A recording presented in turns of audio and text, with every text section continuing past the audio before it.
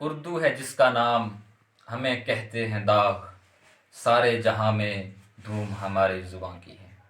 السلام علیکم دوستو، میں ہوں آپ کا ہوسٹ سکلین اور آپ دیکھ رہے ہیں میرا یوٹیوب چینل لٹریری کلب۔ دوستو آج ہم بات کریں گے اردو ادب کے آغاز پر، عناصر خمسہ اور داستان گوئی پر بھی روشنی ڈالیں گے۔ اگر ہمارے چینل پر آپ نئے آئے ہیں تو چینل کو سبسکرائب کریں، بیل آئیکن پہ کلک کریں تاکہ نیا ویڈیو آپ کو ترتیب سے ملے۔ دوستو اردو ادب کا آغاز 13ویں صدی میں شمالی بھارت سے شروع ہوا۔ اس دور میں جتنے بھی سلاطین تھے ان کی سرکاری زبان فارسی تھی، اور یہی وجہ ہے کہ اردو ادب پر فارسی ادب کی چھاپ نظر آتی ہے۔ دوستو اردو ادب کا آغاز ہوا، حضرت امیر خسرو کا نام لیا جاتا ہے۔ آپ نہ صرف اردو ادب بلکہ ہندی ادب میں بھی بڑے اہم ادیب مانے جاتے ہیں۔ آپ کا شمار ادب کے بانیوں میں ہوتا ہے۔ آپ اردو ادب، فارسی اور عربی میں بھی مہارت رکھتے ہیں۔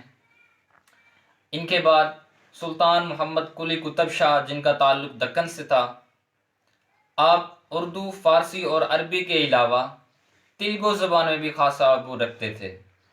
آپ کی کلیات قلی قطب شاہ بڑی اہم ہے، اور انہی کی کاوشوں کی وجہ سے ہی اردو زبان کو اردو ادب کا درجہ حاصل ہوا۔ دوستو اردو ادب کے عناصر خمسہ کی اگر ہم بات کریں تو جن شخصیات کا شمار ہوتا ہے ان میں سر سید احمد خان کی پہلی شخصیت ہیں۔ ان کے بعد الطاف حسین حالی ہیں، نذیر احمد شبلی نعمانی، مولانا محمد حسین آزاد۔ دوستو سر سید احمد خان جب بھی لکھتے تھے قوم کی اصلاح کے لیے لکھتے تھے۔ انہوں نے اردو نثر کو فروغ دیا، قدامت پرستی کا خاتمہ کیا۔ اب ہم بات کر رہے ہیں دوستو داستان گوئی۔ دوستو اردو ادب میں نثری ادب سے زیادہ نظمی ادب موجود ہے۔ جب بات نثری ادب کی ہم اگر کریں تو داستان کی تخلیقات زیادہ ہیں۔ ان داستانوں میں دیومالائی، قصے، کہانیاں، فارسی مثنوی، سندھی واقعات وغیرہ شامل ہیں۔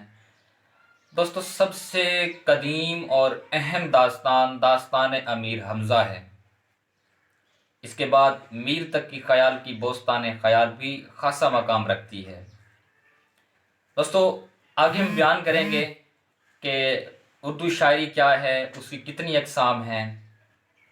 تو دوستو ویڈیو پسند آئی تو لائک کریں، کمنٹ کریں، شیئر کریں اور چینل کو سبسکرائب کریں، بیل آئیکن پہ کلک کریں تاکہ اسی طرح کی انفارمیشن آپ کے لیے لاتے رہیں۔ Thank you.